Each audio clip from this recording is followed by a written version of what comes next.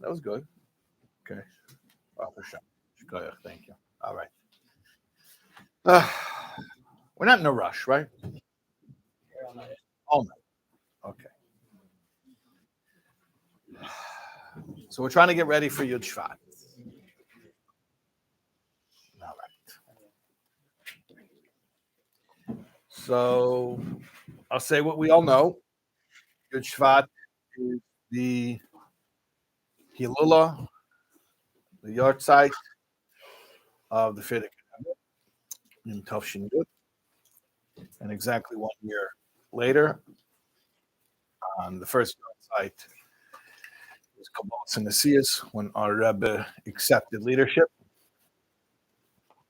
Farbrengen in 770. Formally, the sign of accepting leadership was saying the Maimer Basiligani, which Basiligani was the Maimer that the Frierdiker Rebbe wrote on the day that ended up being the date of his passing. And the Rebbe then said his own version of Basiligani. And each year, the Rebbe would say Basiligani explaining more in detail the themes, the ideas from the original series. So, far be it from me to summarize Basiligani one, called a summary. I'll call it, I guess today in 2024, everything has to be a one-liner and it catchy, memorable. But I've actually said a similar thing at that Yud Aleph, 1951, where the Rebbe said we have to have a mission statement. That's the way everything's done. In America, is you have a mission statement. The Rebbe said the English words, mission statement. It's marvelous, it has to be shocking, it has to be newsworthy. clickbait, call it 2024. So I guess I'll do. 1951 was called a mission statement. 2024 we'll call it. I'll throw this out there. Hashem wants to come back home, and he wants us to be the ones who bring him here. Is that okay? How, would you click on that? Yeah. It wasn't. Okay, we'll work on it. We'll work on it. We gotta. Hashem wants to come back home. So we know that. We know. If you learn the Maimon Basi Lugani, you should be familiar with the concept of the way Hashem created the world at the very beginning. That Shechina, Hashem's presence, and not only the Shechina, but Ika Shechina. That explains what that means. Our level, but the most intense, the most essential level of Shechina, paradoxically, even though it's the highest level, was down here, in the physical world, the lowest level of creation. That's how things were. Then it got messed up. It got messed up through Chetei Tzadatz. Mirish messed it up, and Shechina went away. Went up to the heavens, went up to the sky, Kia. And then the next generation, there was another problem with idols, and Shechina retreated another step, and it went from the first heaven to the second heaven, and finally the Shechina ran away all the way to the seventh heaven. And then there was a process of bringing the Shechina back down. So Avram came, brought the Shechina from the seventh heaven to the sixth, and then Yitzchak from the sixth to the fifth, and Yaakov from the fifth to the fourth, until finally Moshe Rabbeinu, who was the seventh, one who brought the Shechina from the heaven to the earth. Where and when did that happen? When they put up the Mishkan, they put up the physical structure in the Midbar. And that's when Hashem said the lines that Shlomo Melech is invoking when it says, this is when Hashem said it. My beloved, my dear beloved wife, his other half, and he says, "Thank you so much for making this home and bringing me back. And this is my place. This is where it all started. Thank you for bringing me back here, and this is what I wanted." So that's the theme of the Mimer, the theme of what the Rebbe said our whole generation is bring Hashem back home. If you think about it, when you talk about those seven tzaddikim from Avram, finally to Moshe Rabbeinu, each of them brings the Shekhinah down one notch, one level. They all only do one level. Why is Moshe Rabbeinu's role so unique? He also brought it down one level. Quantitatively, it's still just bringing it down one level. Qualitatively, that one level is the one that makes the difference. In other words, let me say it. I'm going to say it very honest. I don't think I would feel or notice a difference between the being sixth heaven or the fifth heaven, or the fourth or the third, or what. They would tell me, here the Shekhinah came down or not. Someone would have to. I'm pretty sure. But if the Shekhinah comes down from any heaven to the physical earth, you're going to notice. This is different. Okay. So the Rebbe is saying that just like Moshe Rabbeinu comes along at the right place, at the right time, to be the one where he brings it down as the one that makes all that difference, like the difference between here on earth or not here on earth. So too, we're the seventh generation, meaning when the Rebbe accepts leadership, he's starting seventh generation from the Alter Rebbe. And so it's not saying that we're any better than anyone who came before us. In fact, there's a concept of Yeridus Adoidus. We're lower. We know we're lower. But we're at the right place at the right time, that what we're going to do is going to is going to be so different from anything that ever happened before. Like a total game changer. The world is going to be completely different because of what we do. Not because we're necessarily greater, we're not, but because what's about to happen, we rolled in at that time when that massive change is about to happen.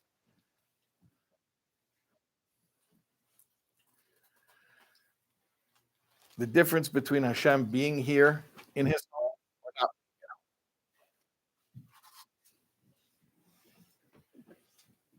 not. Think about a person who's coming back from a trip and, uh, you know, you fly somewhere and so you're away from home. So, to your family, doesn't make a difference if you flew to Chicago, if you flew to St. Louis. I'm just mentioning the last two cities that I flew to, two separate trips. I don't think to my family made a difference. I could have been in New Haven. All practical purposes, it wouldn't be different if I'm in New Haven from St. Louis or from Chicago or if I would go to Hong Kong. And then you fly back. Oh, now you're at the airport. You're JFK. Now I'm much closer. I'm only 5 miles away. Okay, but still, you're not home. Now I'm in the Uber. Okay, you're still not home. I'm rolling up into the driveway. I'm right outside. Okay, you're still not home. Standing on the doorstep. You're still not home. I'm opening the door. I'm coming in. Now you're home. So think about it like this.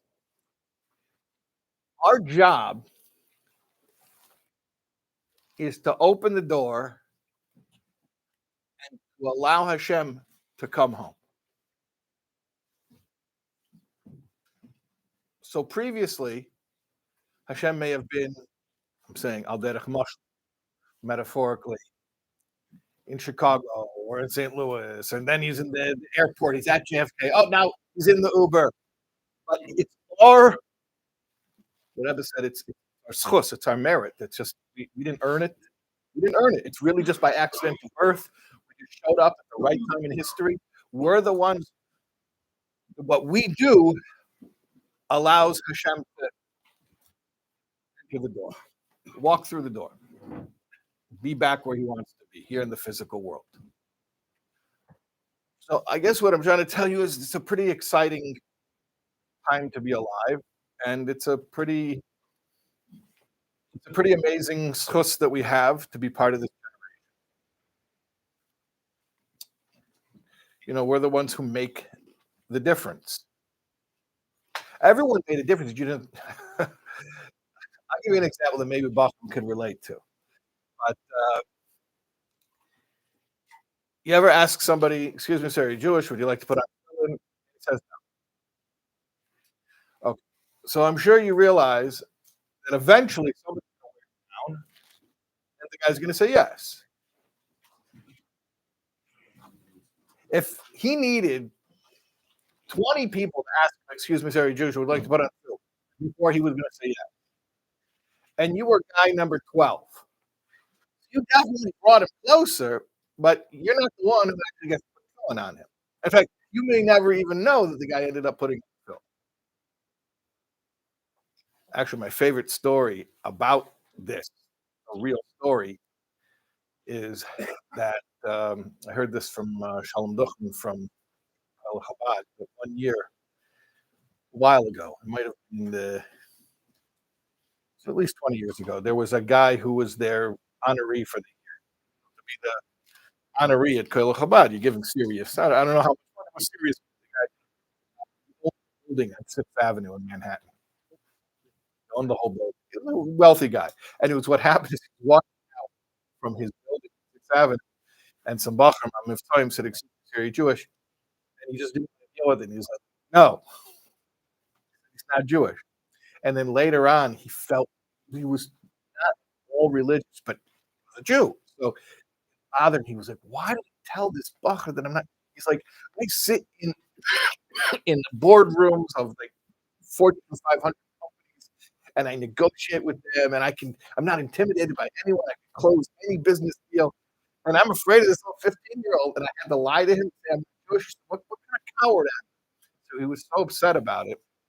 Long story short, he actually started exploring Yiddishkeit, and then he became completely observant. And it's like what it's like almost like a Baal Shem Tov story. He became completely observant, and he was majorly supportive of Torah causes, including Torah Chabad. And then he passed away at a very young age. Um, Amazing story. But at any rate, why am I telling you this? Because that Bacher who said, "Excuse me, sir, are you Jewish?" has no idea, or I doubt he has any idea. I mean, as far as he knows, just ask the guy, "Are you Jewish?" And the guy's like, "No." Well, you know that they're Jewish when they say no, right? Because you say, "Excuse me, sir, are you Jewish?" If they're not Jewish, they say, "I'm sorry, no, I'm not. How could I help you? I wish I were." Right? You say, "Excuse me, sir, are you Jewish?"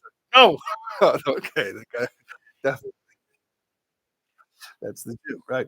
So the Bacher who asked him, "Excuse me, sir, are you Jewish?" will never know that he was the catalyst to this whole chain reaction. But the point I'm making is, imagine some guy he asked 20 times, "You want to put on tefillin?" He's going to say no.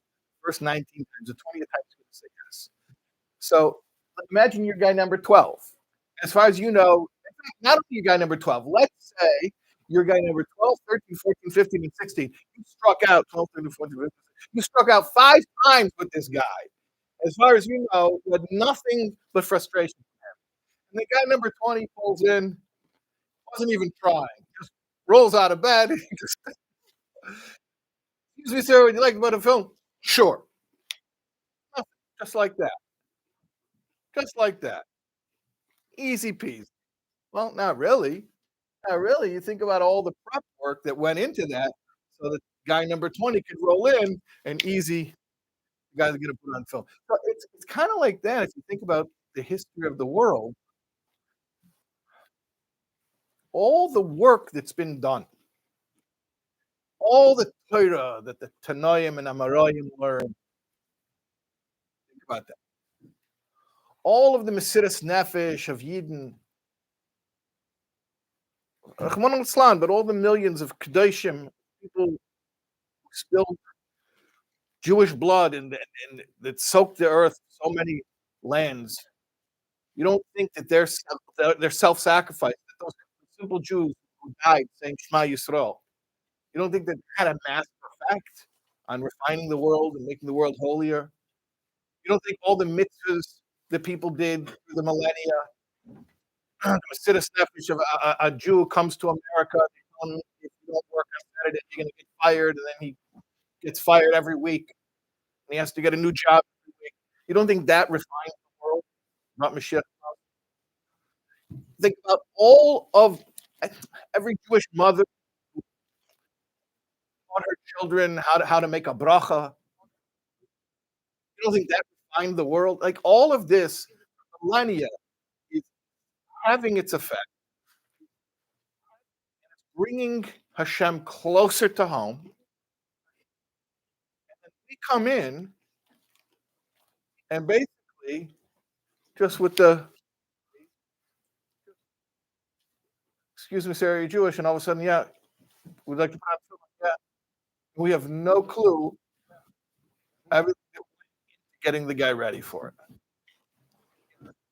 So in a certain way, I guess what I'm telling you is I'm gonna tell you a term that I made up.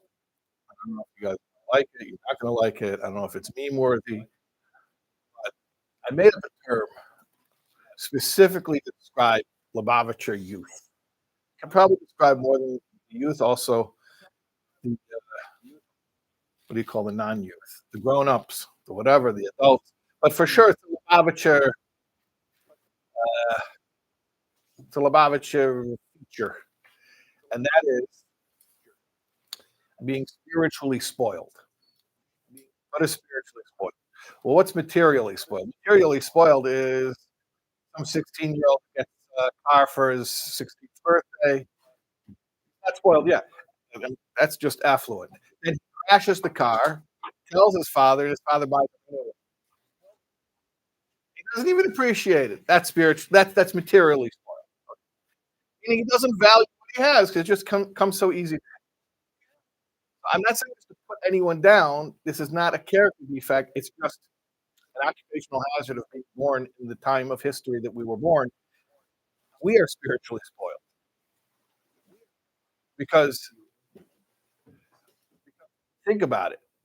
There are concepts that we know about that people far greater than us didn't know about. There are certain realities about the world and how the world is changing and how to change it, where it's headed, and the purpose of life that every 15-year-old Lubavitcher knows that I'm not sure if the Chassidim of the Alter Rebbe knew about because we came along, we showed up at a certain time in history where this massive change is starting to happen, and in order to be part of it, the Rebbe sort of brings us behind the screen, so to speak, and shows us all this secret information, stuff that wasn't revealed in the past, and all of a sudden, like again, it's not a put down to say we're spiritually spoiled, but I'm saying it as just a reality. We have access to such exciting information, and it's like, yeah, okay, of course, like we take it in stride. Like, of course, what else? Yeah, of course, yeah. Your next mitzvah can bring Mashiach. Yeah, sure. Like if the Alter Rebbe would have gotten up in front of us in Yajna or Liadi and said, Mashiach's ready to come, your next mitzvah. And we hear it, we're like, of course, yeah, that sounds about right. Sounds about right. Now, I'm not telling you to pretend to be a chassid or Rish or Sheni or Shlishi. I'm not telling you to, you can't. You can't. In fact, if you're Neshama supposed to have been born in that time, Hashem would have sent you to be born in that. So I'm not telling you to go pretend and try to figure out what your reaction would be if you were born in another time. What I'm saying is we need to appreciate just how radical, how new and shocking and unique and different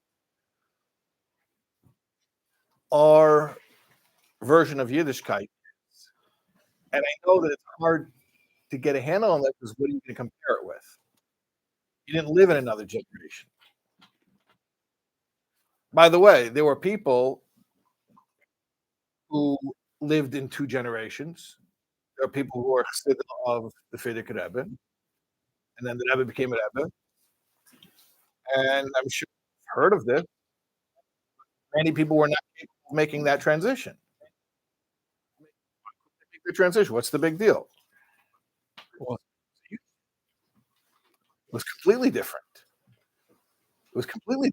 They couldn't handle it. Now we were all born in, so we don't know what it was like to be Avitcher of Rebbe Rashab. We only know the reality since Yud Shvat. We're all born into a post Yud Shvat world. But what I'm saying is, it's a good thing to just reflect on how unique this time in history is, and how unique our role is, and how unique it is that revealed so much information to us that was never known before. By the way, guys, you learned Basiligani, right? Okay. So in the original Maimon, what does the Rebbe call it? This is your. I'm gonna give you 5 here. There's 40 guys here. At least one of you will be able to answer. It's a group, so anybody can answer. Yud Aleph, and in many years, many. So it's recurring in the Maimonides. What is it called? This concept that I'm saying that there's this powerful secret information that was not known in the past, greatest of the greats, is now known to every 15-year-old. What is that concept called in the Boston mind?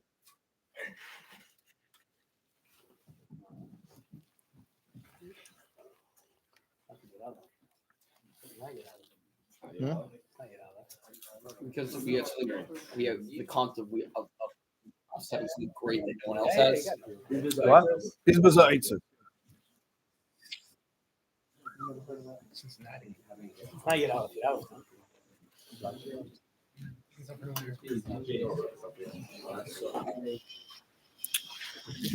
Right.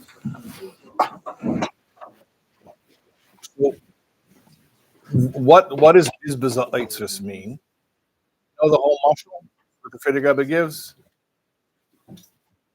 That there's a king and he's in a war, and a war costs money. So he's spending money on the war, and as the war progresses, they run out of their military budget. So he starts taking money from other places. And then eventually he makes a decision. He goes into the Eitzers. The Eitzers are like the jewels that are kept in a museum or even kept locked up in, the vaults in the basement of the Vatican. Meaning, this is not spending money. This is not a treasure that's used for anything. It's not earmarked for being spent. It's inherited treasure. That's what he calls it. He says the king inherited it from his ancestors, and they sort of kept it in the family. And now this king, the current king, he goes and he takes those treasures and he spends them on the war effort. And who does he spend it on?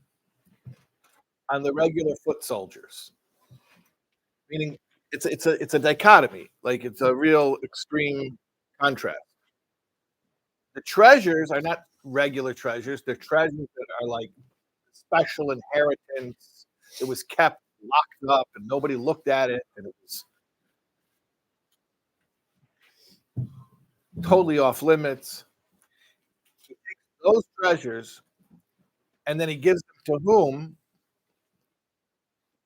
I mean, I don't think he takes like some crown or scepter or something and gives it to this soldier, right? Meaning he cashes it in, gives it to the pawn shop or whatever. And then what does he do with that money? He's buying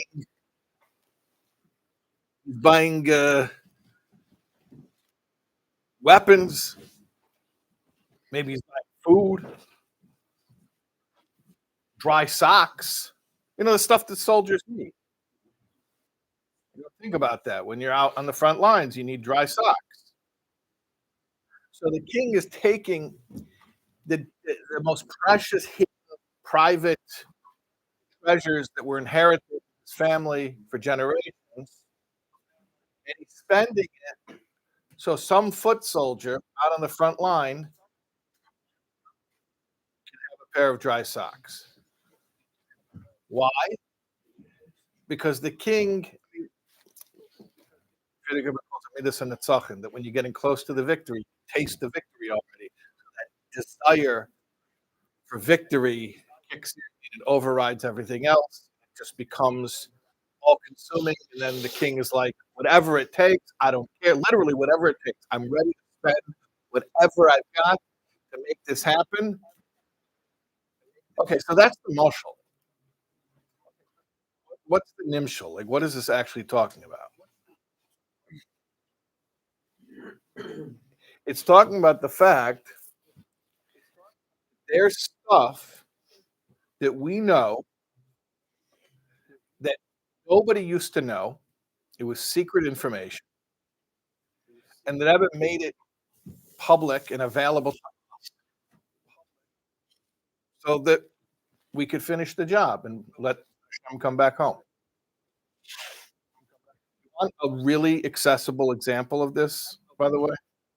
A really obvious, accessible, relatable example that I'm sure you all know. In the Rebbe's Basi Lagani, the Rebbe's first Basi Lagani, the Rebbe tells stories all the Rebbeim, right? Famous story about the Alter Rebbe, right? About Kippur and a woman had just given birth, needed help, shul on Yom Kippur, and he goes and he helps her, and he chops the wood, and he lights a fire, and he makes hot water.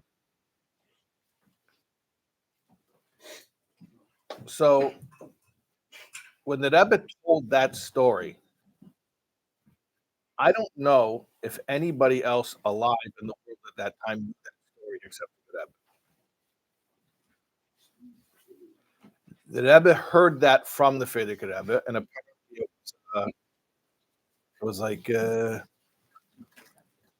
private story that a Rebbe would tell a Rebbe. And then the Rebbe goes and says it publicly on tape. It's recorded. And I doubt anybody at the time thought,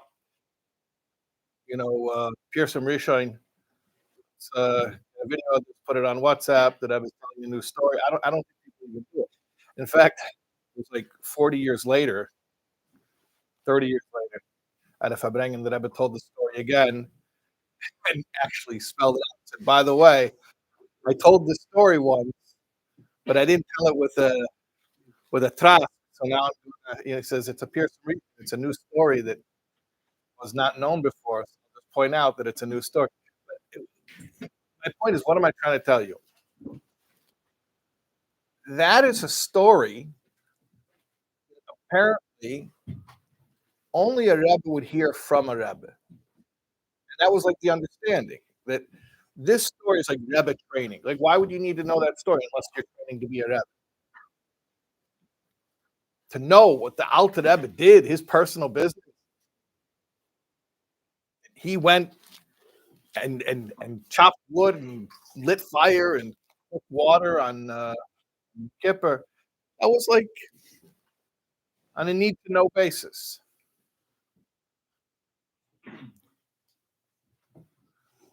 So the fact that the Rebbe made that story public, first of all, that's an example of bizbazaitis, where you're taking things that were private and making it, available to whoever needs to hear this. If it's going to help anybody, now I'm going to tell you something that you could use. But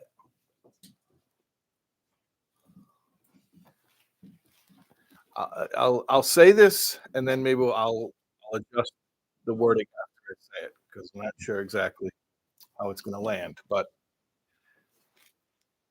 you understand that it's not just a radical thing that Rebbe told the story that was told to him privately by his Rebbe. It's not just that the Rebbe told the story.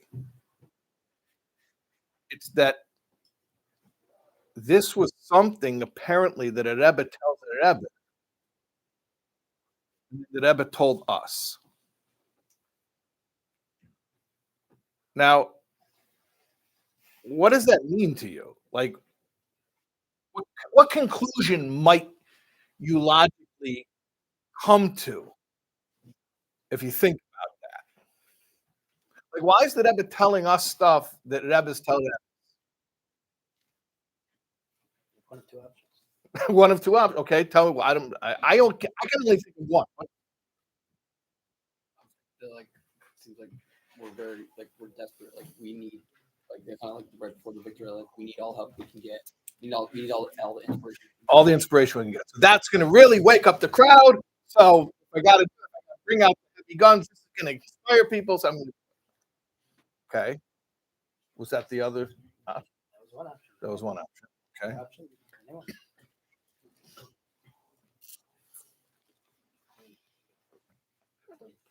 Perhaps we personify the Rebbe. Perhaps we're much closer to the essence. So, I don't even think it's a Yeshlomo.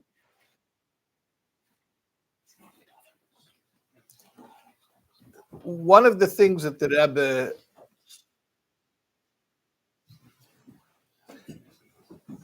innovated, it's definitely a new concept, is the idea of shlichus. And by shlichus, I don't mean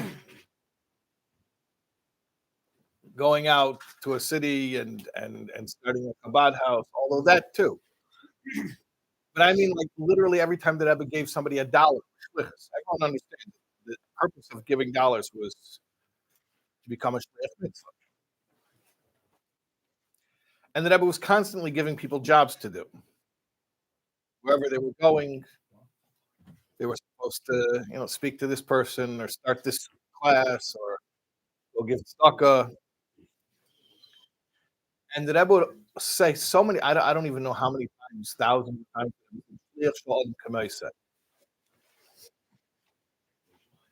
So the Rebbe innovated this concept that the chassid becomes lifted up to a level where he becomes one with the Rebbe.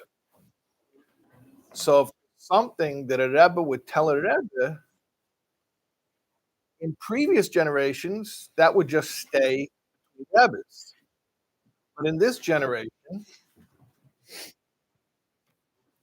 the Rebbe is telling the Chassidim. It's like there's no more secrets anymore.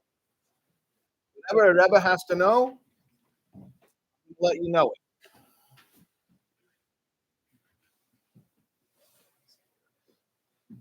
Rebbe said, Hayshayne Rabba, non Aleph, Rebbe saying about the Hayem Yom. In the Hayem Yom, there's a history, a biography of the Rebbe's.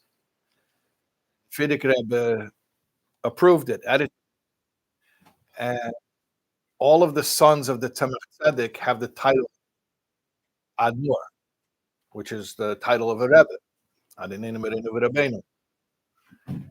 so the Rebbe said, okay, fine, yeah, that's true, right. So the Rebbe says, and therefore, what do we see from this? Only the Rebbe can say this. What do we see from this? The fact that all 7 sons of the Tzemach Tzedek are referred to as Admor, as Rebbe. This means that today, every Jew, I think that the Lashon was the koyach v'hispashtus von tul Admor. Everybody now, whatever powers that being a Rebbe gives you, the Rebbe says now everyone has those powers.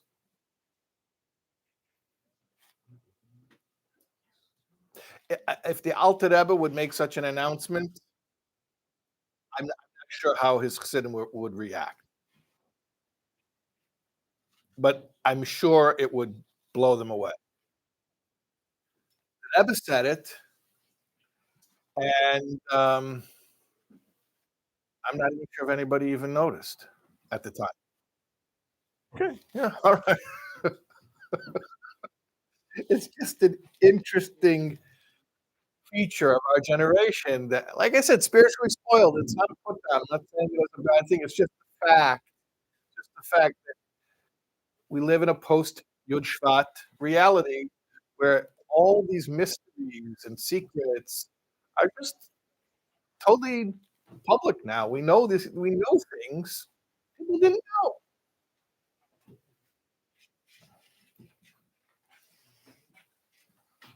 You have any tips how we could resensitize ourselves? Well, the first step to resensitizing ourselves is just to realize. First of all, just to realize what you have.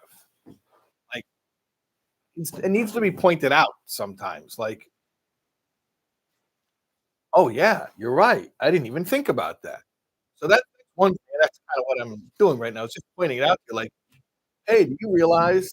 I mean, just go learn Basel Gam Tavshin Yod Aleph, and you'll understand levels of Shechina that I don't know if Chassidim of previous generations they had that understanding. I mean, the Rebbe saying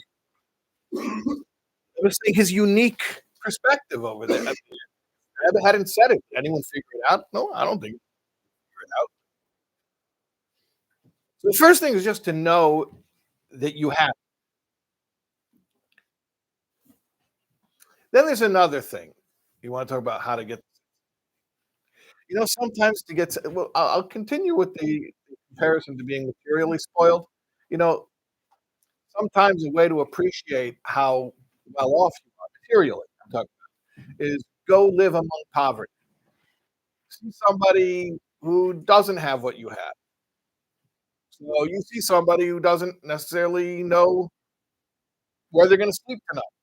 All of a sudden, you realize how grateful you are that you have a warm, dry place to sleep. You were complaining that you wanted some new gadget, whatever, and then you realize, hold on a second, that's a luxury.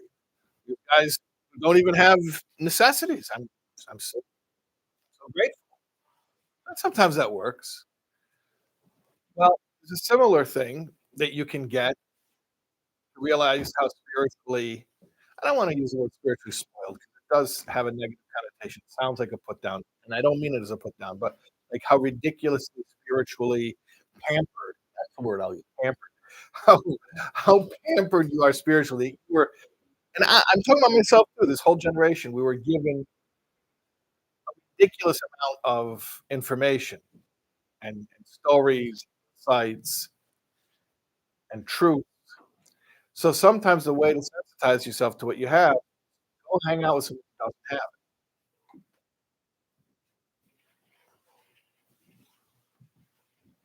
You know what I found is interesting? The difference between I'm old, 'cause my beard is white. I'm not that old.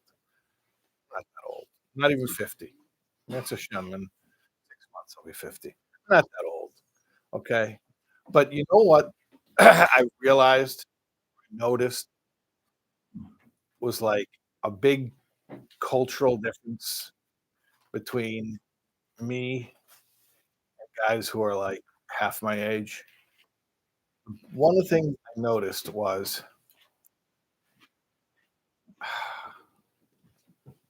and I'm hesitant to even say it because it's going to, even though it's going to prove my point. Or let's see. Let's see what reaction we get over here. In my day, we appreciated being told how special it is to be a Lubavitcher, and that we have something that nobody else has, and we should. And I noticed that today that doesn't go over so well. I have some theories about why it might not go over so well, but today when you say that, a lot of times Chacham are like, "Why are you putting other people down?" I'm not putting anybody down. If I were to say to you, "Hey, you're upset that you want a new phone, but do you realize that there's somebody who doesn't have shoes? He's wearing hand-me-down shoes. His brother handed down to his brother, who handed down to his brother, and there are holes in the bottom of his shoes. And every time he walks in the snow, his socks are getting wet. And you should be appreciative of the fact that you have shoes." Am I putting down the guy who has holes in his shoes?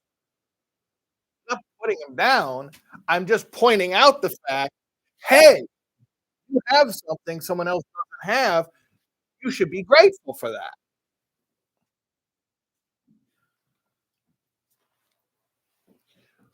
When you encounter somebody who's a good, God fearing, mitzvah observant Jew, doesn't have chassidus, whatever reason,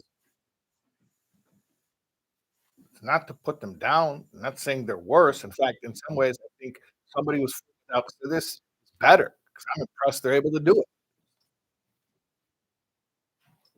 But when you meet somebody like that, it should fill you. Talk about how to recapture the sensitivity. It should fill you with a certain gratitude, like, wow, look what I have. Remember one time I was learning with a guy, and I'm not going to give too much specific information because it's a real story. Um, I was at his office in Manhattan. He's a guy who, I'll put it this way: every time I went to go learn with him, there were always other rabbis who would walk in to see him. And I mean, you guys, you're Bachram. I know you learn all day, but I'm sure you're also savvy to the ways of the world. You understand that the guy has an office in Manhattan, and every half hour, another rabbi is coming by his office. They're not all coming to put on film. The guy's from, he puts on. So you understand why they're all coming by.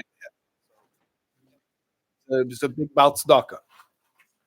So I'm telling you this because he's a big Balzdaka who dealt with the whole Jewish world and knows plenty of rabbis and learned in big yeshivas, but not Chabad. So I asked him if he wants to learn Chassidus, and we started learning Derech Mitzvah Sacha from the Tzemach Tzedek. And we were learning the Maimer Vidu Yutshuva. A lot of you probably learned it. It's a Maimer often learned in Siftas. You guys ever learned that? Vidu Yutshuva? Any of you? I think so. Might have. Okay.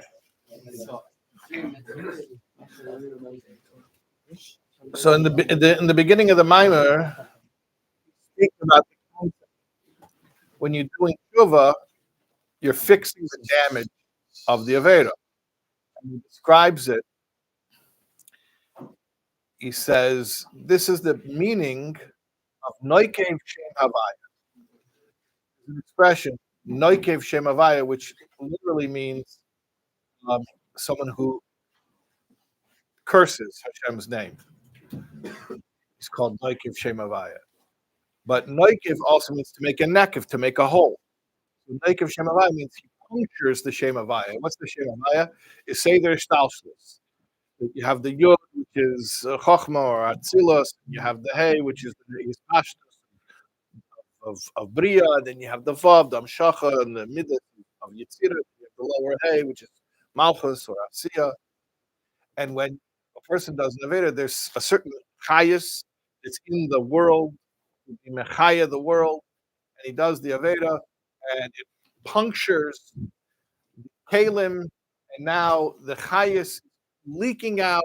It's causing unique Sachetzain. If you've learned the Maimer, hopefully that's familiar to. But basically, it's describing the damage to the world, or not just the world, but worlds plural, when we put energy where it's not supposed to go. So I was learning with this guy, and he gets up. We were learning in this conference room. He gets up from the conference table, and he goes, "Whoa, whoa!" And he reacted very intensely. I thought maybe even like it had nothing to do with what we were learning. Maybe like you just got a text on his phone, some emergency or some scary news. He just like, "Whoa, whoa, whoa!" And he looked like very shocked. So, kind of waiting, trying to figure out what's going on. He gets up, he walks over to the window, and he starts staring out the window. It's like, I can't believe it. I can't believe it. That's what it says. That's what it says. And then I realized, no, he's talking about the Maimer. What the Maimer just say is making him react like this. Because, I don't know, I just read the same words. I'm not knowing. Like, I don't look like I'm about to faint. So he does. So what did he read that I didn't read? So I waited for him to calm down. And finally he turns around. He looks at me, he's like, that's what it says. That's what it says. I'm like, it says what? He says, "You mean that when I do an Aveda, I'm not just hurting myself?"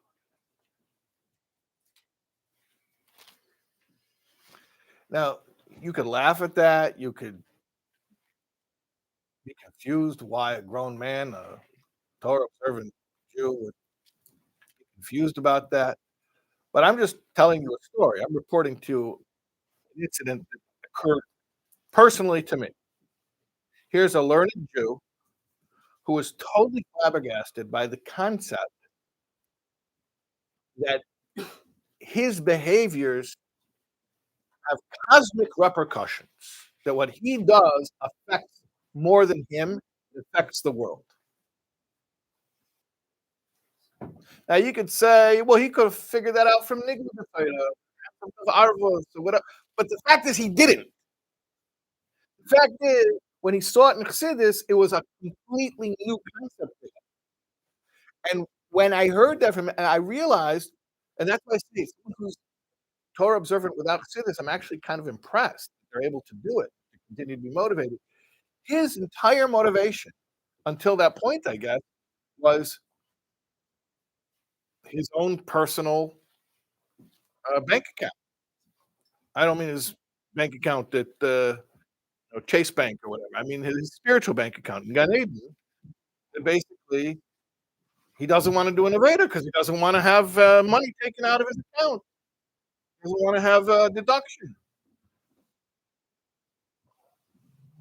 And I guess, presumably, in contrast, or by the same token, why does he do a mitzvah? Add more money to put another zero when he does a mitzvah.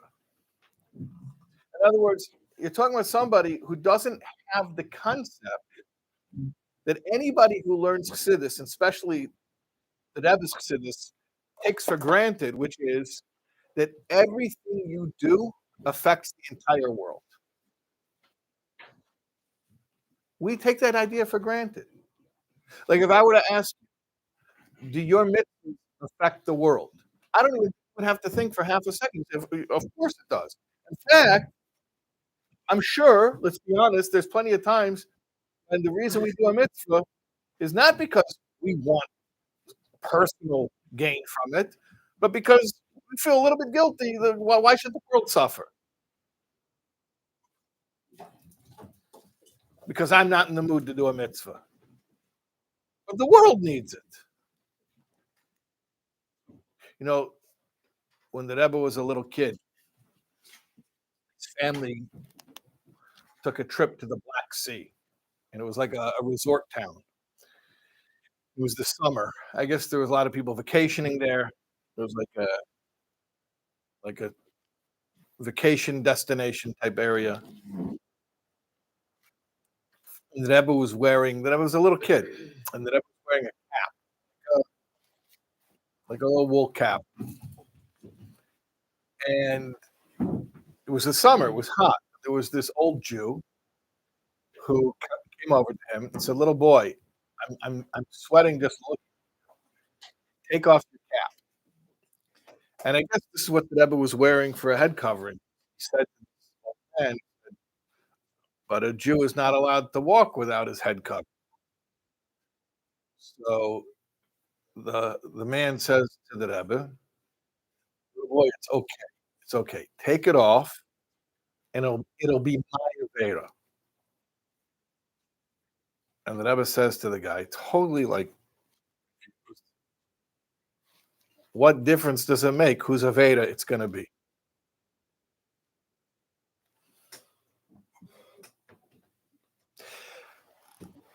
I'm not saying this to put anyone down. But I would like you to do a thought experiment and maybe someday actually try this out for real.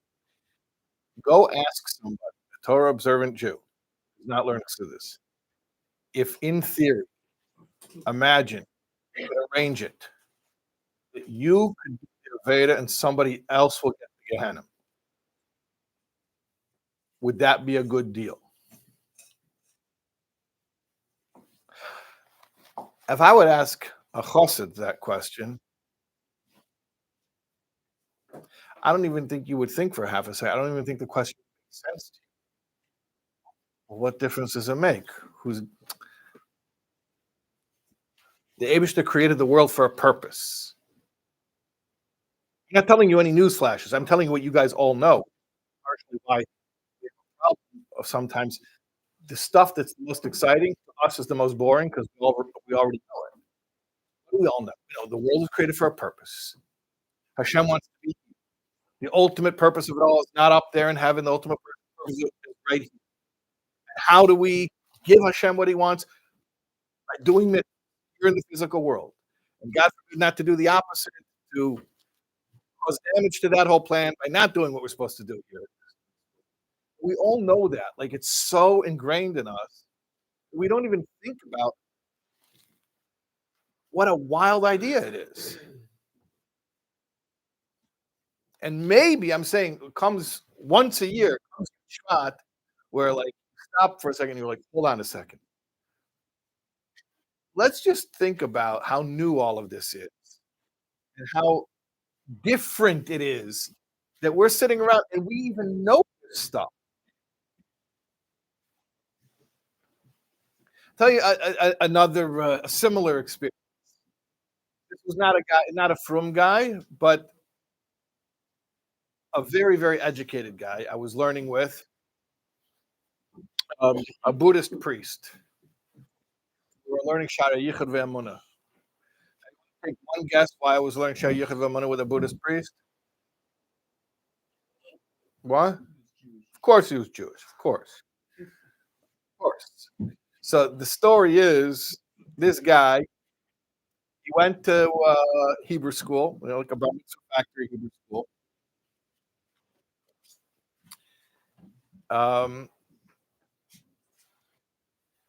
I'll just say what it was. It was a Reform temple Hebrew school. So he got a very diluted version of Judaism, and went to college, and eventually he got a PhD in philosophy. And when he was studying philosophy, he basically became exposed to every thought and religion and ideology in history. The guy was brilliant, absolutely brilliant. So it's kind of like Yisrael that he knew every Avodah Torah, except it didn't end where he said Ata Yadaiti and he chose Yiddishkeit. Unfortunately, because Yisrael didn't go to Hebrew school, Yisrael would have gone to Hebrew school, and he went to chosen Yiddishkeit. But unfortunately, this guy went to Hebrew school as a kid. So when he was learning, when he got his PhD in philosophy, and he learned every religion, every philosophy, every ideology, he was integrity.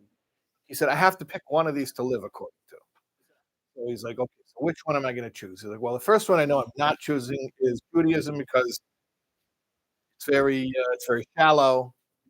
Of course, the version of Judaism he was given as a child was very shallow. So he wrote that off the list. And eventually settled on Buddhism. And he was brilliant. He was actually one of the world's foremost translators of Tibetan scripture. And a very smart guy. We used to learn it together. And he would understand, he would copy so quickly. And we would be able to have full conversations about whatever we were learning. He would even be able to make jokes about concepts of Chassidus, and the jokes were actually funny, which is to me the mark of true genius. Which is why I always say, brother David, I always get credit for being the smart, funny one. But the truth is, he's the funny one and the smart one. To be able to be funny with this stuff means that you understand it even better. So, just an aside about the genius of David Taub. But at any rate, so this guy, I learned with him, he's a genius, and he was a Buddhist priest. Because if you're a Jew and you become a Buddhist, you can't just be a regular Buddhist. You have to become a Buddhist priest because they say the Jews are like everybody else, only more so. So at any rate, I'm learning with him, and I don't remember what I said, but again, it was one of those incidents where I said something and he had this really intense reaction. I remember what he said. He said, "That's radical. That's radical." And he said it a bunch of times, like, "That's radical." And I'm really interested, like, what's radical? And I even asked him, what's radical? He said, that is radical. He just kept saying it. Eventually, he's like, nobody says, nobody says that. Only you guys. Nobody says that. I'm thinking to myself, I don't know what I just said to him, but apparently, and remember I told you, he studied every religion and every ideology in the world. So if he's saying that's radical, nobody says that except for you guys, he's probably right. Okay, so it's an expression, the blind spot. When you know something so well, you fail to notice something or would notice right away. So I became aware of the fact something I had said or read it from the text, a really big bombshell, and he knew it, but I didn't know it. I started begging him, What is radical? Tell me, because I realized whatever he's about to tell me is a very big concept that I'm not getting. You understand what I mean when I say it's a big concept that I'm not getting? I'm not saying that I don't understand the concept. I'm saying I don't understand that the concept is that big. In fact, that's even worse. If I understand the concept and I don't even realize how big, if I don't understand the concept, okay, obviously I don't get how big the concept is. But imagine I understand the concept, I could explain the concept, and I'm totally ignorant of the fact how big this concept is. Nobody else in the world says this except for this. So I was begging, what is the concept? Okay, so here's what he tells me. He says, some people believe the phenomenological universe is an illusion. I remember him using that word, phenomenological universe. I even had to look it up. Phenomenological universe means the physical plane where things happen, what we call olam hazeh, hagash. So he says some people believe that the phenomenological universe is an illusion. Some people believe that the phenomenological universe is real, but it's only a stepping stone to get to a higher world, which is the ultimate purpose. Nobody believes, except for you guys, that the purpose of all existence is the phenomenological universe. That's radical. So, how many times did I think about that concept and even teach that concept? And I said those words and I understood the meaning of the words. Hashem wants to be here in the physical world. I didn't get excited. I didn't get blown away. And he hears it one time and he's completely losing it. You understand what I'm saying when I'm saying that we were born into a post Yud Shvat reality where the Rebbe is just revealing all types of completely radical concepts, and we're just going with the flow and just taking it and assuming that this stuff, everybody knows this, everyone always knew it, and it's not true. People didn't always know this stuff, and even now, most people don't know it. And the fact that we do know it is only because why? Because the king decided that in order to finish the job, I'm going to dip into the family treasures and I'm going to give it to the guy in the front line so he can have warm socks. So that I was taking information that was guarded information, a story that a Rebbe would tell a Rebbe. And he's telling it to you so that you can do what? I don't know, motivated to say they're on time, to finish Rambam before you get into bed. Like, how earth shattering? What's the big deal? What's the How old are you guys? 17, 18. What's the big deal if some random 17-year-old bacher finishes Rambam or doesn't? Is the whole world going to be affected by it? Is it such a huge thing? Apparently, yes, it is.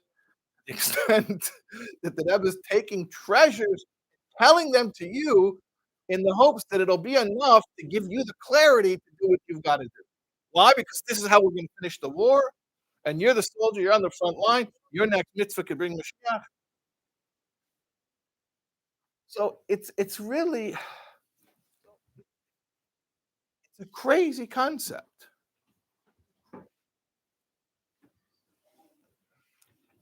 And again, I told you before, I'm not telling you to go pretend that you're a chassid of the Alter Rebbe who heard this information and would be running in the streets, I don't know, dancing, singing. I don't know what they would do. I don't know how they would react. Maybe they would faint. I don't know. I'm not telling you to pretend to be that. You can't pretend to be what you're not. We are who we are. We were born into this reality. We're born in this generation. What I am saying is maybe once in a while, once a year, when it comes to Yud Shvat, you just stop for a second and be like, wow, we live in a really unusual time, a really exciting time, and a really important time. And I don't know what I did to deserve this. I guess I didn't do anything to deserve it. We're born when we were born in the just right place at the right time. But here I am, and I get to be part of this. It's a pretty cool concept. 100 years ago, I'm saying even a Lubavitcher Bacher was sitting and learning Demchit Tamim. What was his understanding of the purpose of it all? Like, why? What was 100 years ago? 1924. Like, what was his understanding? Like, why did he think this was a good way to spend his time? And by the way, in 1924, they actually thought it was because they weren't being forced by their parents. In 1924, they were banging down the door to get it. So they were there by their own. It wasn't like today where your parents told you. 1924, you were going because you begged to go. So somebody was begging you to him, and why do you think he was doing it? Or 150 years ago, in 1874, Alabama Bacher. Okay, they didn't have Tem Chitimim, but there was Alabama Bacher, a young man sitting and learning to this. What did he think the purpose of it was? I'm really asking you. Do you ever think about these kinds of things? Like, if you would ask him, like, what's the purpose of it all? Why are you doing this? What does it accomplish? Well, what would they say? I promise you that the answer that you would say would not even be on their top 10 list because that just wasn't the way of thinking. And is that because they were wrong? They weren't wrong. At their time when they were alive, that wasn't that time in history. We're in a different era, it's a different time.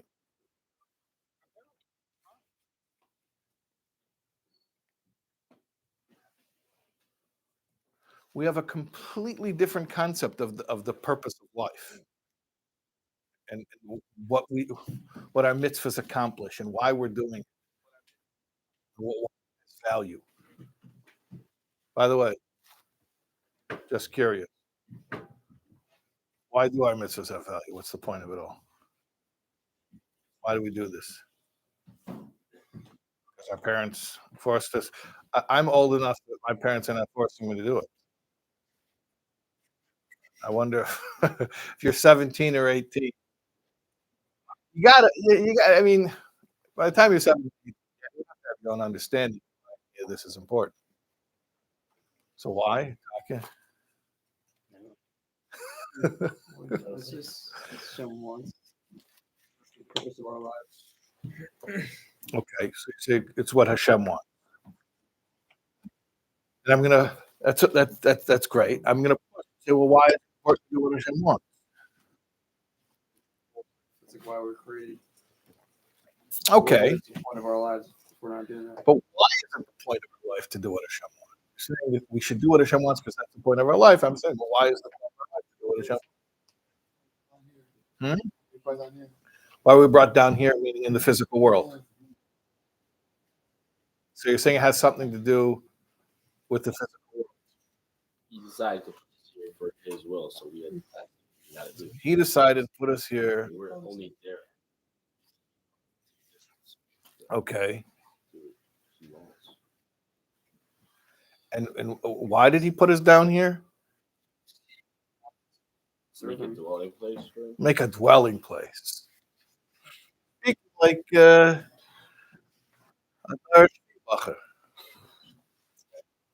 what you are. Okay, so that's good. It's a good thing you are. You sound like Sound like one of the concerning. that's true. That's true. And my point is, since you sound like one anyway, just be aware of how special it is.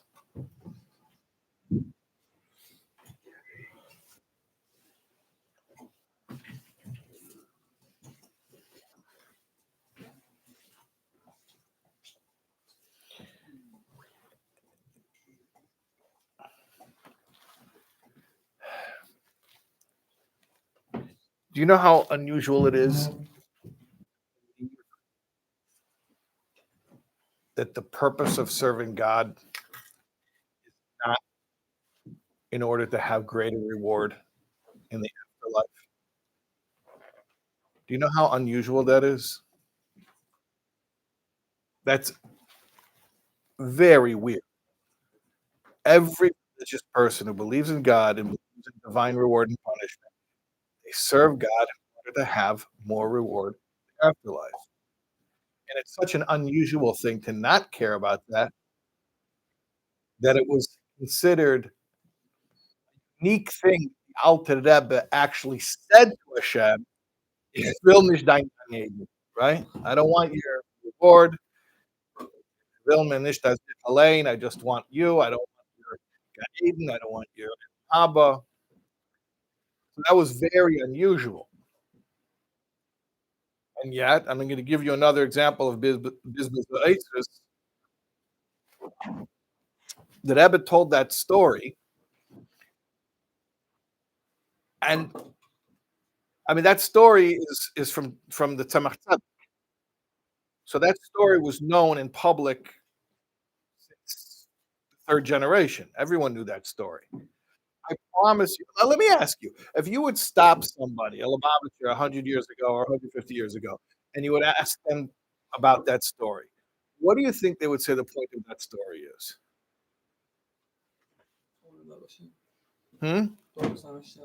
Focus on Hashem. Don't worry about the reward. No, I don't think that's what they would say. I think that's what you would say because you were born into a post-Yud Shvat reality. I don't think that's what they would say. And I think the fact that you don't realize that's what they would say is, again, like somebody who always had shoes doesn't realize there are people who are walking around with bare feet. You know what they would say? And I'm 100% certain. They would say the Alter Rebbe was so holy. He didn't even care about Gan Eden. He was amazing. He was such a tzaddik elyon. That's what they would say. And it's only because the Rebbe took that story and told that story in the Maimer Yom Hashtei Aser, the Yud Aleph Nissen, Rebbe's birthday Maimer. The Rebbe tells that story. The whole arichas in the Maimer about Chelki Avaya Nafshi, the nature of the soul is to just want Hashem, and that we're not here for any payoff. And in fact, somebody who even the oiros of Atzilus can be Aveda Zora, because if you become fixated on what Hashem can do for you, even on the lofty spiritual levels, it's actually self-serving. And the Yid just wants Hashem. We don't want what Hashem can do for us. We just want to be completely surrendered to Hashem. That's the Rebbe's Chiddush, that thing that was attributed to the Alter Rebbe is actually a description of every Jew. That's the Rebbe's chiddush, to take a story of the Alter Rebbe and say, yeah, that's all of us. By the way, I'll give you another example, and that is total bizbuz. I'll give you another example of that of this type of bizbuz. The story of the Rebbe Shap, that he was 5 years old, he was crying. "Vayere elav avaya." Why did the Abishter reveal himself to Avram? What about me? I promise you, ask anybody 100 years ago, what is the point of that story? What would they tell you? The Rebbe Shap was so holy that even when he was 5 years old, he was crying because he wanted to see Hashem. And how did the Rebbe teach us to take that story? Now, because the Rebbe Shab felt that way, and he's the Nasi and a Nasi who HaKol, and therefore every Yid has a shaykhus to this, and every child can serve Hashem. I mean, even though the Rambam says that you have to use reward and punishment, but now it doesn't matter. We are living in a time where a child's neshama comes out and just yearns for eloquence. I wonder if it puts on much more of a spotlight too. So that here at this point, we can really say that the big, the other one just Right, a real focus. said, That we're living in a new era. Yeah, yeah. Religions, no, I think non-monotheistic religions are very into punishment. Yeah, I don't know. I can't really tell you what. You said that Jews really use religion that we basically don't believe in the system of reward and punishment. We do believe in reward and punishment. No, That's I'm the sorry, weird. we- Well, not Jews. It's Chabad, yeah, yeah. It's uniquely Chabad thing. There's a lot of that what you're doing is for the universe or whatever. Yeah. But so I'll tell you. You remind me of a story. I was one time on a radio show, a radio panel, and they were asking. The topic was the golden rule: do unto others as you would have them do unto you. We have a similar lahavdil from Hillel, but he says that they actually don't do. Wouldn't want them to do. But anyway, they were asking, what's the point of the golden? Why should you be a good person? So asked. It was a panel, and I was representing Judaism. So the first person I asked, there was a Muslim imam, and they asked him, "Well, why should you be a good person?" He said, "Well, it's difficult to do the right thing, but the reward in paradise is worth it. If you think about what you're losing, the inconvenience of being moral, and what you're gaining, it's totally worth it." So I'm listening. Look, I don't know anything about other religions. Not an expert. I know nothing, but what I think I know about it, it sounded like they got a good Muslim because it sounded like consistent with what I know about Islam. That sounded pretty consistent. Like, okay, like sounds like it, from what I heard. The next one was Buddhist. They asked him, "Well, why should you be a good person? Why should you do whatever you want?" So he said, "Well, because there's something called karma, and there's a balance in the universe. Cause like damage to come back to you. You're not going to get away with it." Again, I don't know anything about any religions, but from what I think I know about Buddhism, sounds again like you got a good Buddhist. That sounds like a classic answer. Then they asked the Christian, "Why should you be a good person?" He says, "Actually, I was thinking about this the other day. I was at a protest. I forget what he said he was protesting. And I was asking myself, what's the point of even being here?" And I answered myself and said, "Well, I should know that I'm on the right side of the issue." And I think that's the same answer to why to be a good person, because you should be able to know that you're a good person. Okay, and again, I don't know much about the religion, but that, from what I know, what I think I know, it sounded consistent with what he was supposedly representing. Then the last guy was an ethical humanist. was from the Ethical Humanist Society. They have church they go to on Sunday morning. They don't pray. They're ethical humanists. It means they don't believe in a God.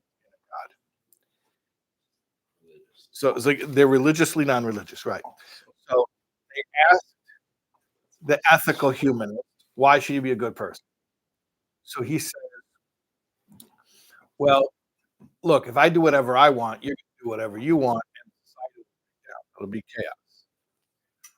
So it's inconvenient, but ultimately the best for the you'll have the best life if you follow these certain. So I'm thinking to myself, okay, so the Muslims said to do it because of Gandhi, and the Buddhists said to do it because karma will get you either way. Christians said to do it so that you know you're a good person, and the ethical humanist said to do it so that you don't create a chaotic society that's going to blow up in your face. And they came to me. I thought I made a mistake. I thought that I was going to be funny, and make them laugh. So I said, and based on what everyone else said, I thought this was funny. I said, so basically, are we asking what are the self-serving motives for being a selfless person? I thought that was funny, and I thought they would laugh. And he said, yes, go ahead.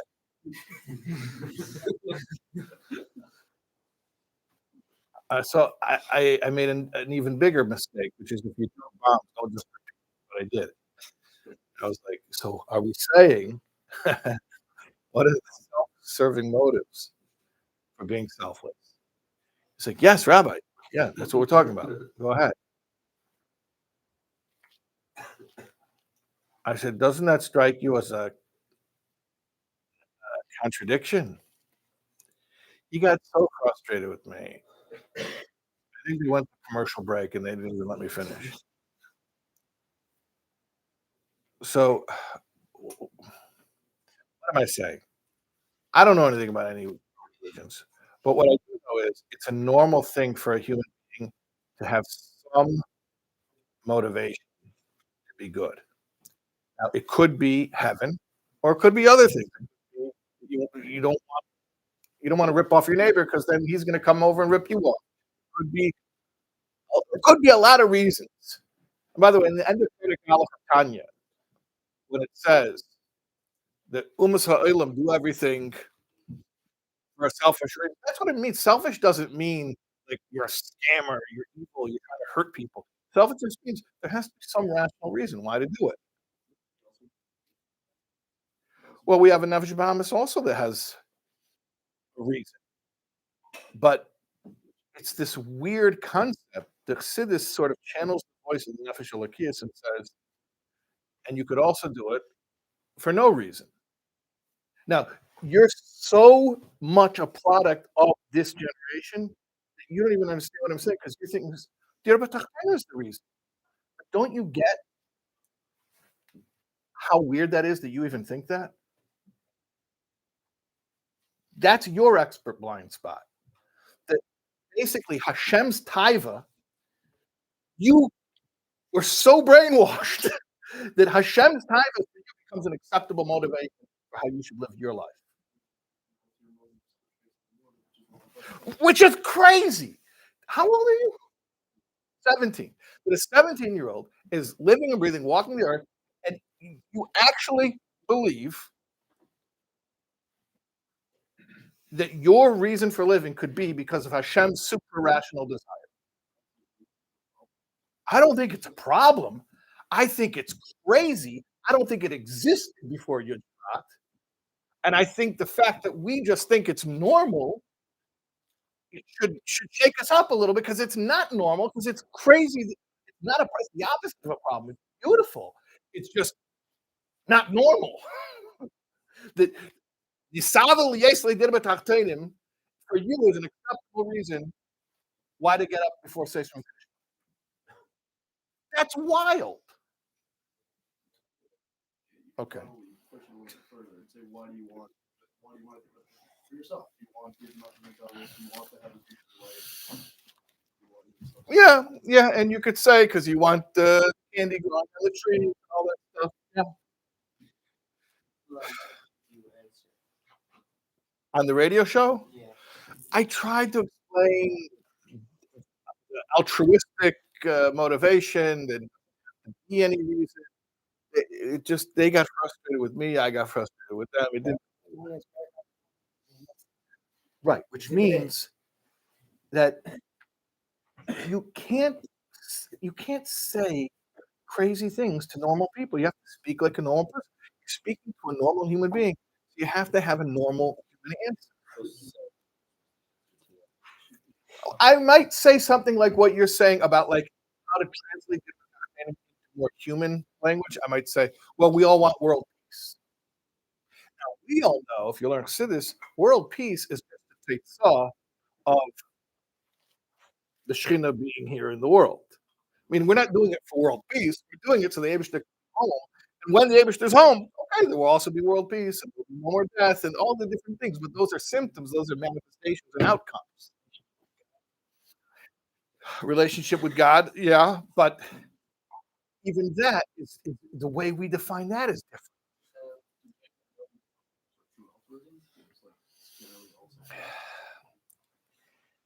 Look, altruism is an English word, so obviously there's a concept of altruism that exists outside of Chassidus. I'm saying the concept that we have in Chassidus of altruism is not the normal concept of altruism.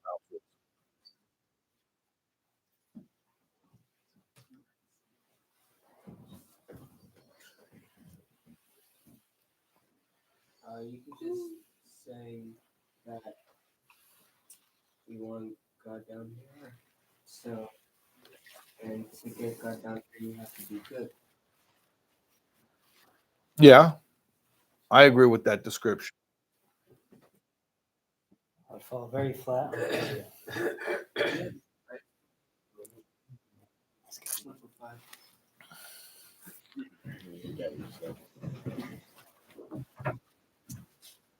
Pretty good eventually. You could probably explain that in some way. You are serving God. You're not purpose. You're going to feel worse for yourself. You're not meeting your purpose of existence. Well, see, it's interesting you say that. That's And that if you're not meeting your purpose, you feel bad. Okay, so you feel bad. you have to bring it into something. You have to bring it into normal human language. You know what Abraham said? He said, I do good, I feel good. I do bad, I feel bad. That is my religion. How would you explain the whole thing in simple terms to a guy? Well, I think it's okay to explain things to the world one way and to understand a deeper level of it internally for ourselves. It's not a contradiction. They're layers, they're levels. In other words, it's not like they're two opposite explanations. It's one explanation, but there's one level of it, and then there's a deeper level of it. I would, to the world, our message is that we want them to be back in this world because there will be peace and prosperity and safety and disease and suffering, and it'll be a better world. In practicality, we're doing it still for self-serving reasons. Hmm? I think in practicality, most problems are for self-serving reasons. Well, you still have a Nefesh Bahamas. Of course, you're doing it for self. I'm not saying that you actually have loftier motives than a bacher from 100 years ago. What I'm saying is that your brain is aware of Shalakis's motivations in a way that a bacher 100 years ago did not even know about. I don't know if your motives are more pure or less pure than somebody 100 years ago. What I'm saying is what you know about, the fact that you can pretty much describe what a Nefesh Elokis wants. That's new. And if you do know that, you can kind of at time, even most of the time you have self you can at times like kind of have it. Most of the time, it's too much pressure. Bring it down a notch for me, so that I can feel I could actually. I'm saying like, there'd be one or two moments where you, I like that. 1 or 2 moments. Yeah. that's what was helpful. Yeah, okay. One or two moments where you kind of tap into that. Yes. Yes. I could do that. Yeah. 1 or 2 moments where I can tap into that selfless motivation that I'm truly here just to give pleasure to Have Hashem. that because you have an understanding. If you don't have Right. an understanding, then it's hard to tap Right. into it.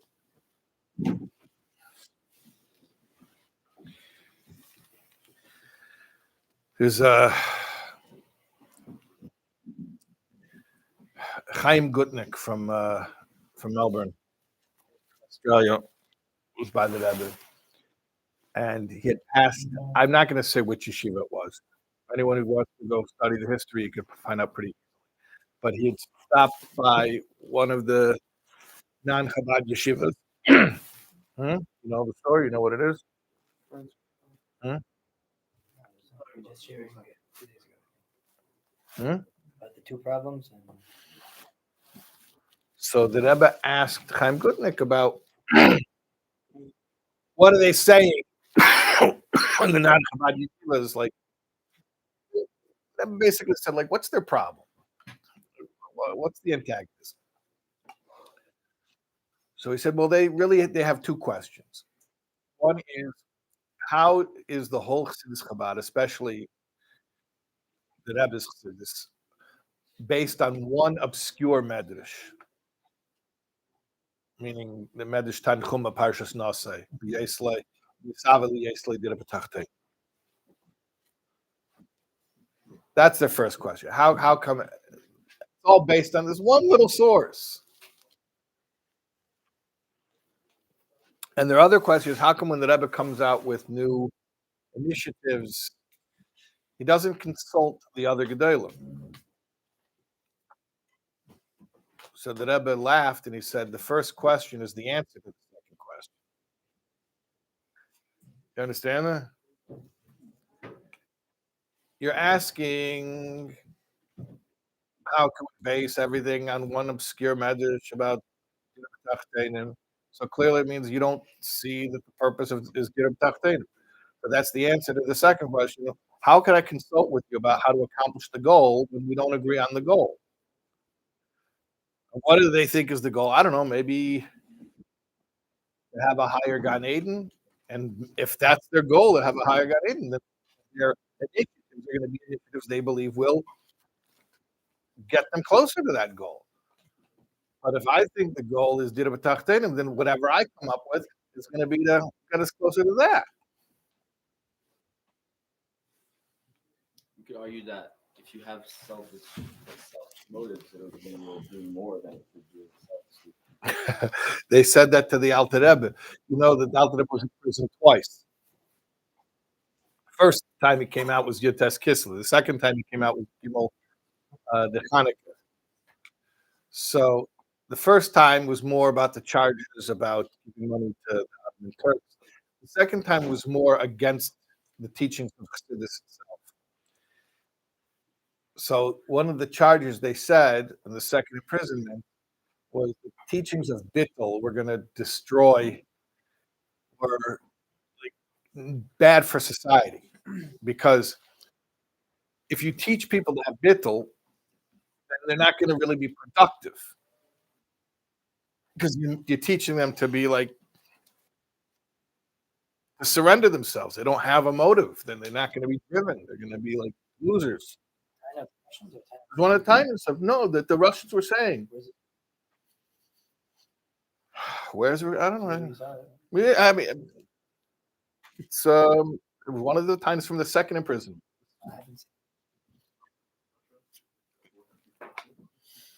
I mean, they were fed the information through the Misnagdim gives the government questions to ask.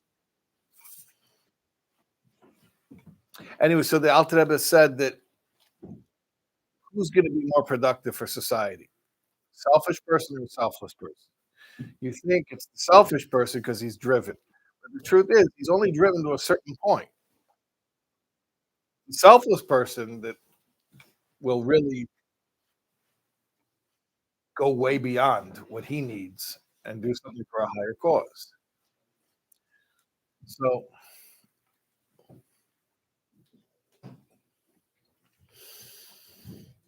yeah, I mean, the Shviya Larisha. I mean, these are not new concepts. The Rebbe didn't make up these ideas. They go back, and they go back even further than the Alter Rebbe. I mean, the Rebbe Tachtonim is from the Rebbe. These concepts go back, but it's really the Rebbe who took this idea and took it so like literally and so serious.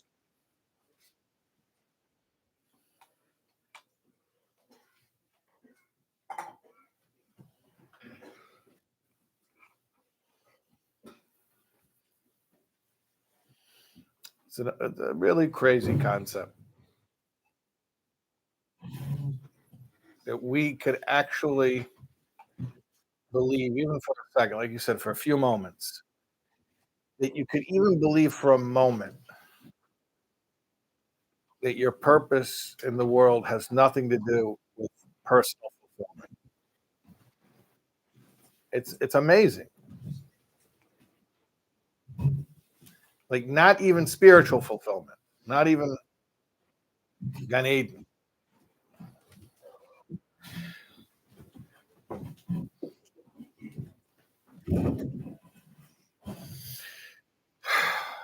I don't know. Is this an exciting idea, you guys? Yeah, It's actually a little bit revolutionary about it. But it's very I revolutionary. don't think you much think about it. The one that makes sense really is that servitude to a higher power is the only really fulfilling mission. Because in any other religion, it's to meet this certain goal, basically. Now you're the clump of existence, self-esteem, enjoying whatever you're doing at rather than met. But in the other as soon as you're in service to grow higher, you actually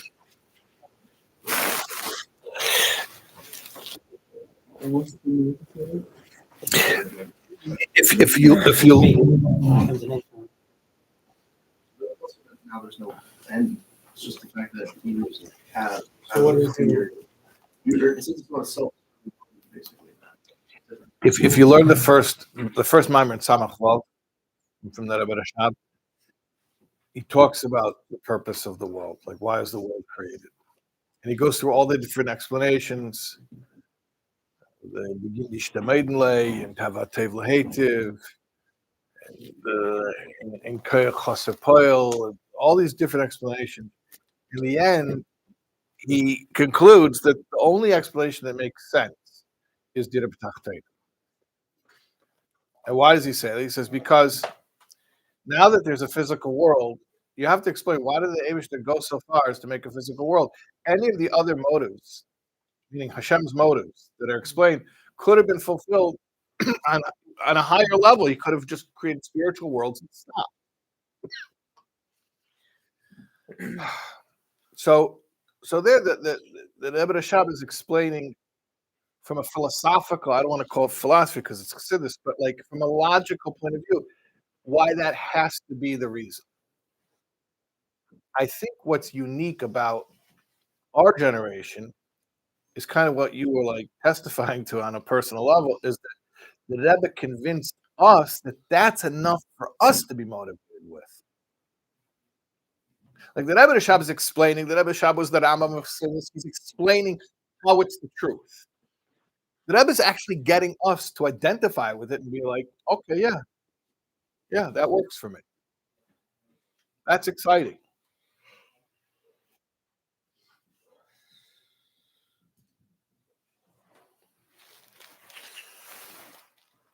What do we do after we bring it? Bring what? After we can do it.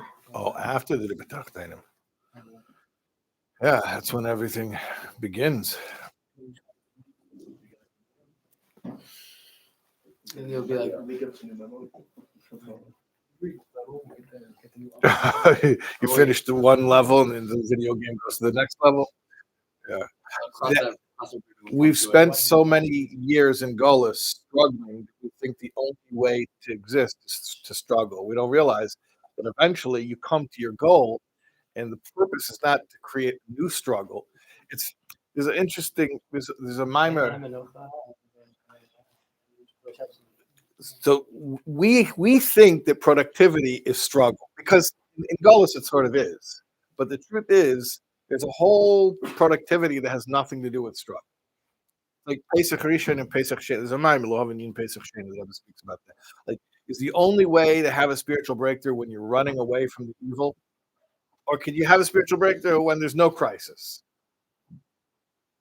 So, by the way, if you already want to see what it's going to be like when we already bring the Shana back and Mashiach is here and the world is perfect, you want to experience that in like microcosm, is that Anpin in your own personal life? Do something spiritual. Not because your life is falling apart, not because you're feeling guilty, not because you're realizing that the way you're doing it isn't working and it's affecting you poorly. Just do it for no reason. Just I'm gonna make a hachlota, and not because I'm in emotional pain. I'm trying to get away from it or fix it or anything like that. That's Mashiach.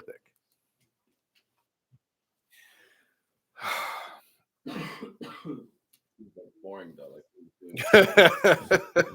It won't be boring. I promise you. When you're going to walk outside and you'll see Elikos. I promise you will not be bored. You will not be bored.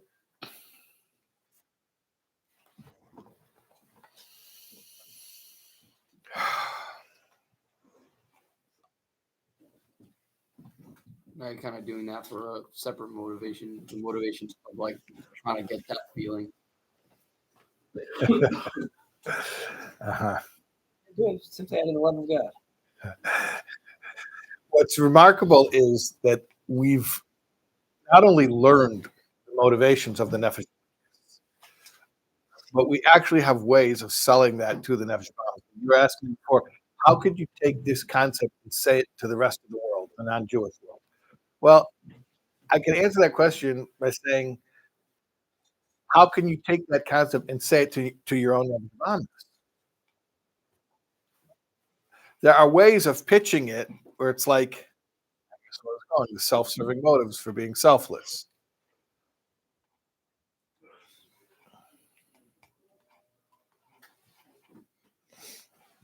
But the fact that we're able to experience, even for a moment, pure selfless motive, and to understand that that's what it is, that's really remarkable.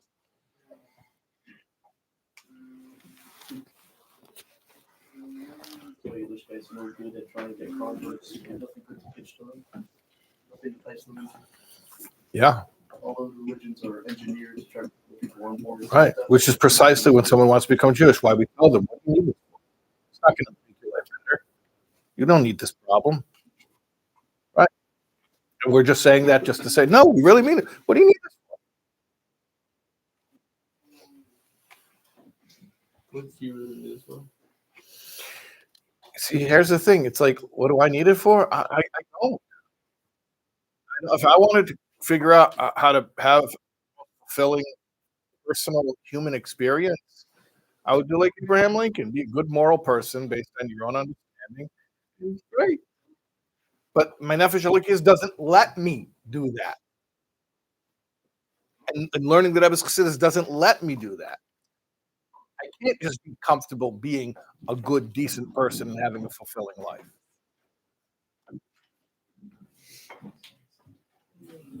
That's the curse. Is that if you know enough Chassidus, you can never just enjoy what normal, good, decent, moral people consider to be a meaningful life. Like this concept of bittul that we're all like triggered by, because sometimes we experience bittul in a way that feels like crushing of our self-concept. Where the truth is, bittul is like,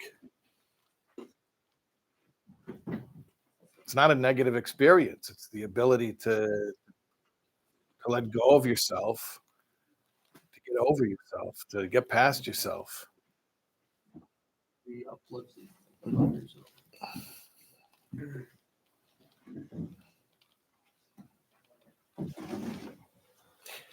And the fact that we're able to tune into that even once in a while, and that becomes our motive, has nothing to do with having a better life here in this world or a better life in the next world. It's a really it's a radical thing that we certainly do not appreciate enough. Which is why I'm talking about it, because if we don't point it out, we don't notice it. Which is, in a way, it's a wonderful thing that the Rebbe was so successful taking this concept and teaching it to us that we just think it's normal. But at the same time, it's like, guys, just remember, it's not normal.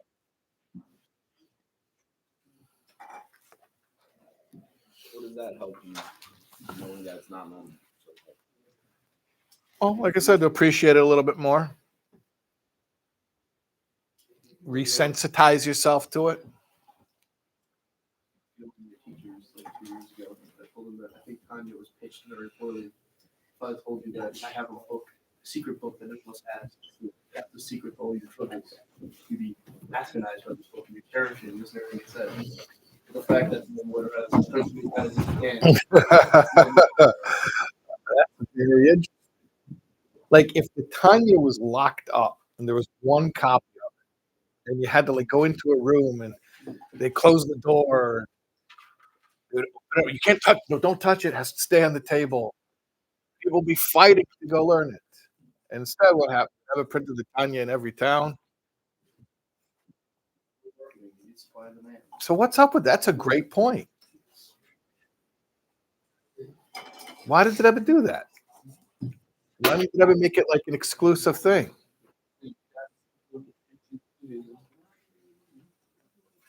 So what's the reason? Obviously, it's not meant to be like clickbaity. It's meant to be like for those meant to have it. Not meant to be enticing.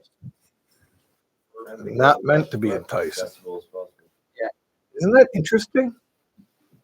It's not supposed to be enticing. What's it supposed to be? It's supposed to be accessible. Accessible, normal.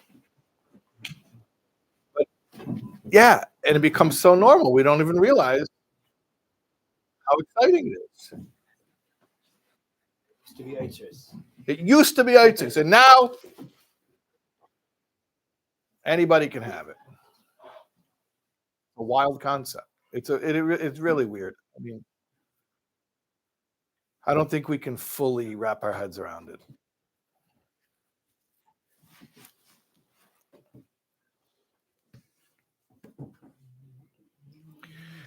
Yeah.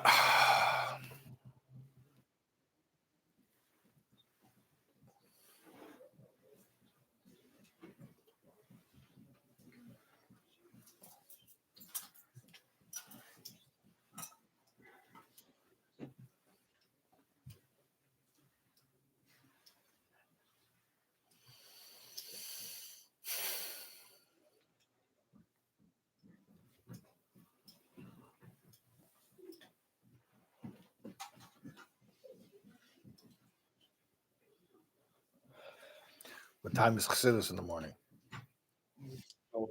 No official Chassidus. You guys aren't meeting somewhere? 7. Oh,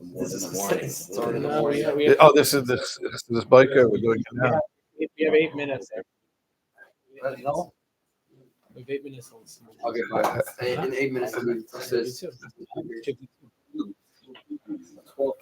Midnight is already AM. So, like, yeah.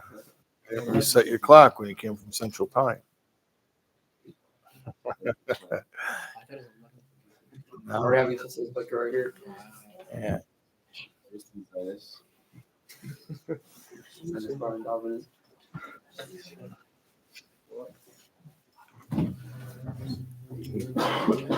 First time.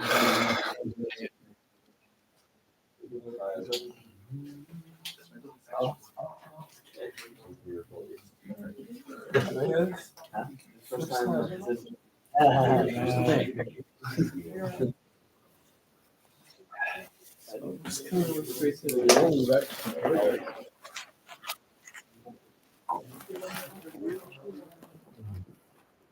Why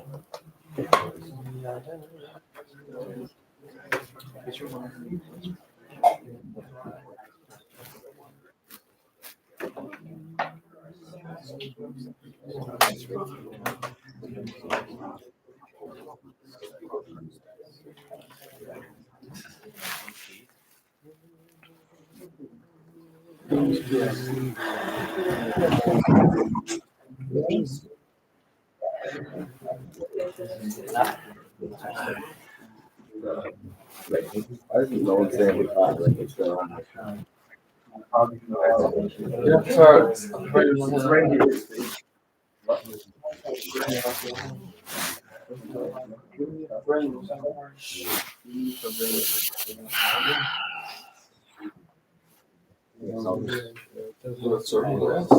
Certain people.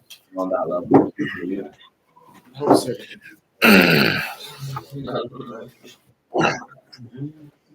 High level beyond.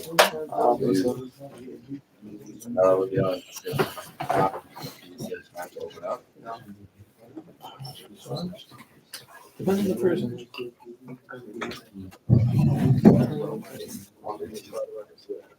Yeah. A certain level.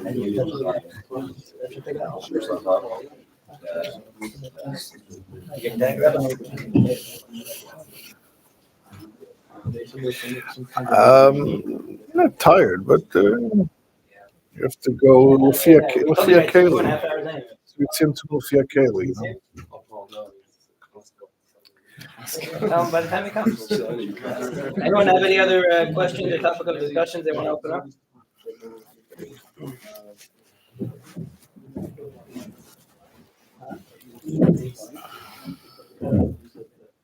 Consider God of our understanding, it's important for them to need some sort of higher power.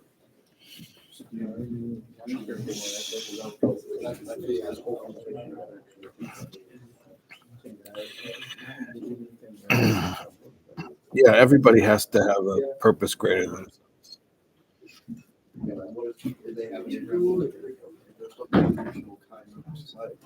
Yeah. So being an Abraham Lincoln can bring you to a purpose greater than yourself, because he said, I do good, I feel good. I do bad, I feel bad. Why do you feel bad? Well, because a human being has a conscience. There's a certain innate sense of morality. But at the end of the day, it's a conscious of what? What are you conscious of? Conscience.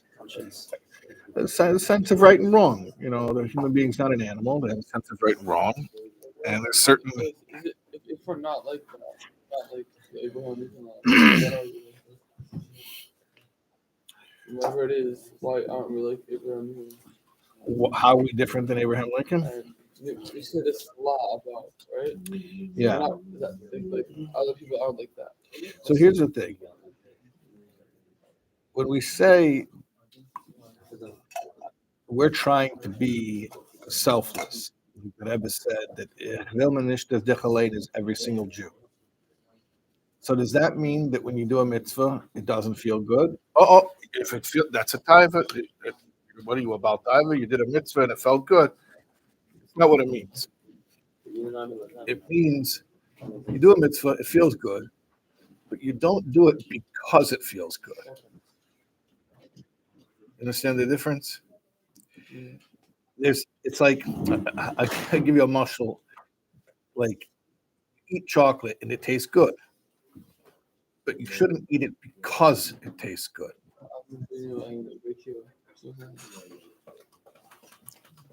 You don't do it because that's what you're looking for. You do it because that's what has to be done right now. Yeah, exactly. So if I'm going to do a mitzvah, of course it feels good because it feels good to do the right thing. But don't do it because it's going to feel good. So you think that hypothetically it's better for a guy to be the religious extremist than to be a loser? I mean, in the worst case of both those scenarios. Well, those are my options. Religion isn't always beneficial for some people. Sometimes just by them being ethical human beings, that's enough. Can you be ethical for it? Yeah. do one of these You know, you- religious It'll be fragile. It could be fragile, but So you have to look clearly. Al Pidin, they know you have to follow. I mean, the Rambam says clearly they can't just believe in it because they decide it's a good thing. They have to do it because the Abishter wants it. Okay, so then you can ask yourself a question: Why? Well, what difference does it make? Who cares why they're doing it? Now, an easy answer is, because if they don't believe the Abishter told them to do it, eventually they'll stop. Okay, but what if I find one who didn't stop? Is it enough? Al Pi Nigla, no, it's not enough. So then the question is why? Why is it not enough? They didn't stop. They had a good enough reason. Maybe didn't have a good enough reason. If there would be a good enough reason, maybe. But until he stops, it's fine. And if eventually, They're not Yitzhak, this is going to happen. yeah, yeah.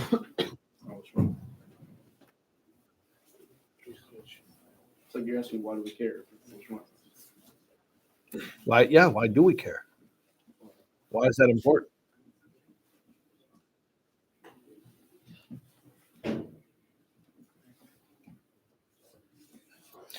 Look, ultimately, the truth is going to come out. Everyone's going to see the truth.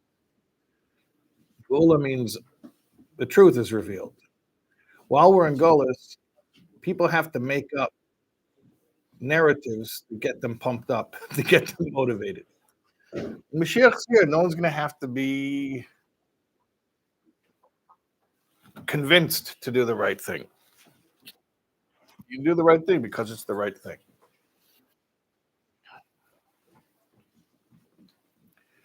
So what we're trying to do is make that mainstream already.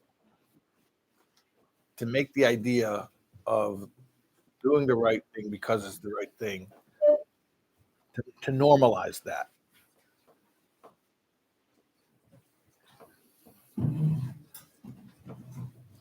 From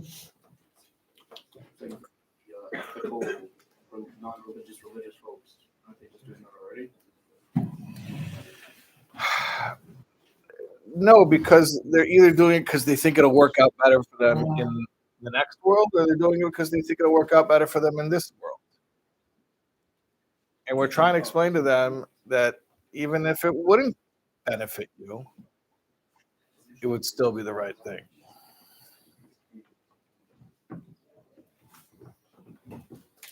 Which is a tough thing to explain. I think there was a study by Caltech where they asked what participants if you had to lose, if you had to do a sense of sacrifice, no one would see it. If you didn't do it, nothing would change. You wouldn't feel good about it. Would you still do it? Right? So, Wow. a lot of the participants said yes, but they also answered that they couldn't imagine a scenario where they would not feel good about